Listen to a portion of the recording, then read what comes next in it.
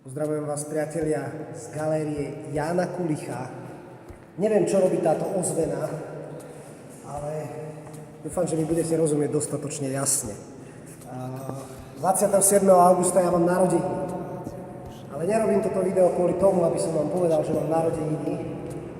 Robím ho kvôli tomu, aby som vás pozval na jednu skvelú akciu práve v tento krásny deň, 27. august. A to práve tu v galérii Jána Kulicha, kde máte možnosť vidieť jednak takéto krásne sochy, čo sú pre mňa osobne veľkým umením, pretože robiť to na detailnú prácu asi nie je nič jednoduché, ale poďte, ja vám ukážem niečo.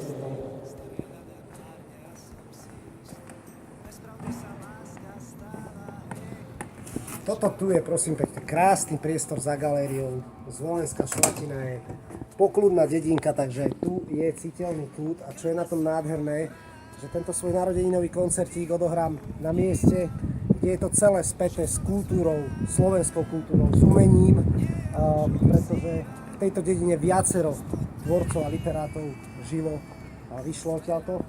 Ďalej ma teší, že to bude na mieste, kde je takáto krásna veľká socha Milana Rúfusa, veľkéhoto dejateľa. Tuto ten domček, prosím pekne, Terézia Vánsová, tam má pamätnú izbu. Tu bola evanjelická fara, kde ona tvorila a pôsobila, takže je to tu nasiaknuté takou literárno-umeleckou atmosférou a energiou. Takže tu na tomto priestore dňa 27.